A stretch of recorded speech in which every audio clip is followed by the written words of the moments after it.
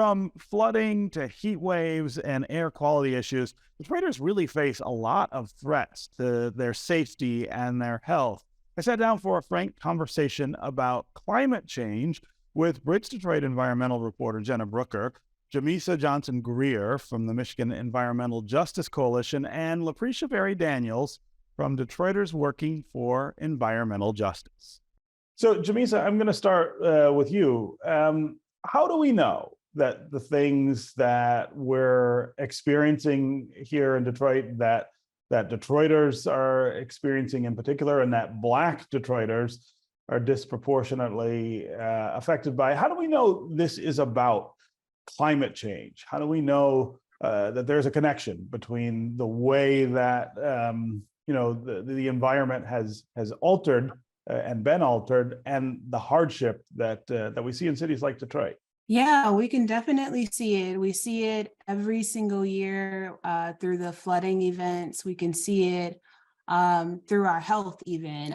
We know that from 2017 to 2019, 16.2% of Detroit adults and 11.11% of Michigan adults had asthma. And that means that the asthma rates in Detroit were 46% higher than for those Detroiters than Michigan residents as a whole. So the fact that that's happening means that people are being impacted by air quality issues pretty predominantly in areas where Black and Brown folks are living. And that directly relates to climate change and how folks are impacted by air quality, specifically when we think about greenhouse gases that we're trying to particularly get a handle on as we're trying to mitigate those impacts. Yeah.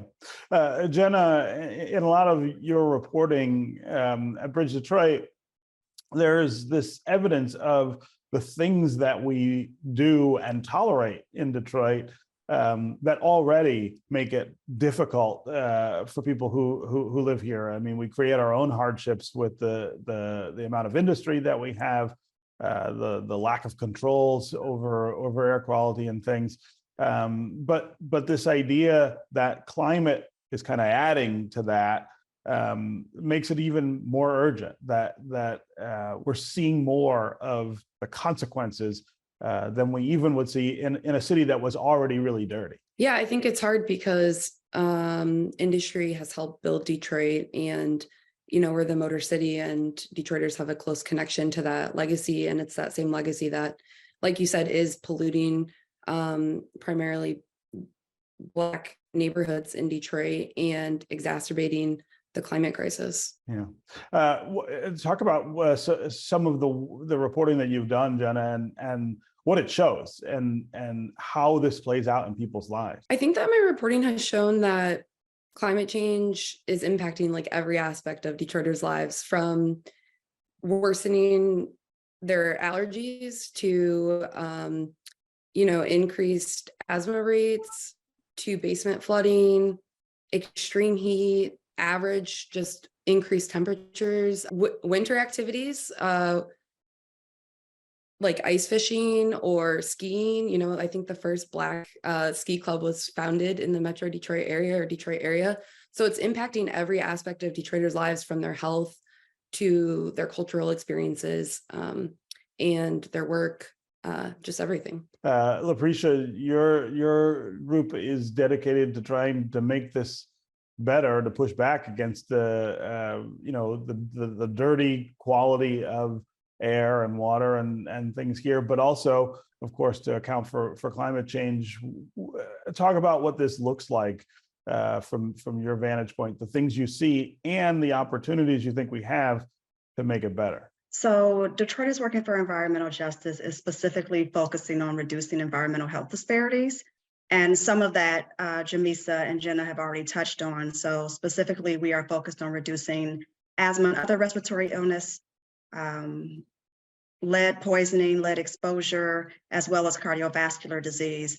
And so there's a direct connection between poor air quality, poor soil quality, poor water quality or access to water, and those health disparities. Jamesa started talking about the flooding events or the heavy rain events that we've had in Detroit. And there are specific ways that that impacts the health and well-being of Detroiters for lots of reasons.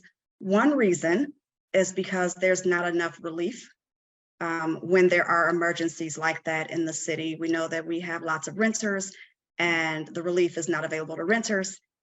So there are ways that having these heavy flooding events exacerbate asthma because of mold now that can be present in the home from the water being in the home, water intrusion in the home. But there are other ways that this impacts folks that we may not think about as much. One example is increase in lead poisoning among children. When we find that there's not relief from these flooding events, then folks are left to their own devices to figure out how to dry out their homes. One of those ways is beyond having neighbors and friends help to come and clean up, you also are opening and closing your windows to try to air out your home. And so that is introducing more lead dust into the air. 80% of our homes in Detroit are pre-1978. And so there's a lot of lead paint still existing in a lot of our homes. And so it's not just what happens from the rain, right? It's also what happens from residents being left to their own devices to try to solve the problems that come along with climate change. The kind of cascading effect of one thing leading to lots of other things that make everything much harder to manage. Jena, I want to come back to you for a second. You worked on a story recently that talked about the truck traffic near the Stellantis plant and then the neighborhood over on the east side of Detroit. And one of the things that was really interesting about that story was the lack of response from the responsible agencies for regulating that traffic, the nuisance, the noise, the air pollution. Talk about the ways in which we see government and government authority kind of failing to help out where it actually can. Yeah, I think that instance is tricky because trucks, to my understanding, are sort of this gray area where the state regulates air pollution and trucks cause air pollution but aren't, I guess, like a factory emitting air pollution. But I think overall we do see the federal, state, and city government sort of punting the responsibility of addressing the climate crisis to other people, or even putting it on individuals, like reduce your carbon footprint, when really we need all areas of our governments to work together to, pass policy. Like the state or city could create a tax credit for electric bikes to incentivize people to, get out of their cars, which transportation and trucks is one of the leading contributors to greenhouse gas emissions. They could incentivize a tax credit for electric bicycles, or have a stricter code for buildings to reduce their emissions. So I think that we see all areas of our government punting the responsibility off, and it's unfortunate because that's probably where we need a lot of the widespread solutions and policy changes to come from. Jamesa, talk about how your organization is kind of focused on, increasing response to these kind of things, and then talk about the Jamesa principles for democratic organizing. I think that's an important part of this. We need government to do its job, but part of that is about us as citizens figuring out how to get government to be more responsive. Yeah, absolutely. Part of this is also recognizing that there are more actors here than just government.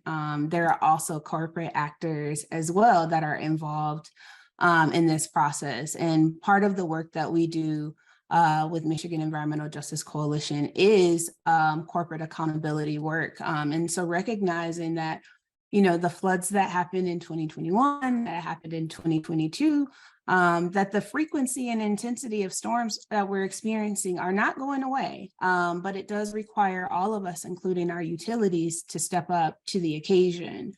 And that means that, asking and requesting of them to invest in the infrastructure so that it doesn't cause further damage to potentially life-threatening flood events, like the one that Laprisha was just mentioning.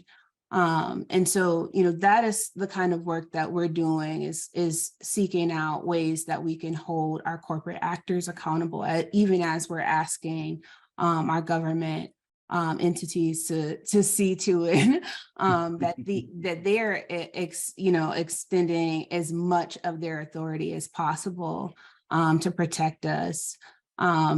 And making sure that they're doing things like making sure that there aren't more power outages and down power lines and flooded substations, things that we know put our communities at risk and are only, set to exacerbate the climate crisis as we know it, and we've already experienced it as Detroiters the last few summers. Talk quickly about the Jamesa principles, Yeah. this idea of democratic organizing and how that plays into environmental justice. Absolutely. And so the Jamesa principles are really, really central to the way that we have chosen to organize. Our goal for the critical decade really is to take on this issue of climate justice with broad alliances and bold and unapologetic vision for justice. And it really requires us to understand how we can reclaim and take on our own power, right? And so what does it look like for us to seek our own representation? So that's looking for us to be able to speak for ourselves, to be able to speak directly to our government about the things that we want to see in our communities as it relates to climate and our health. And how do we work with other organizations as well in order to do that, other entities in order to do that.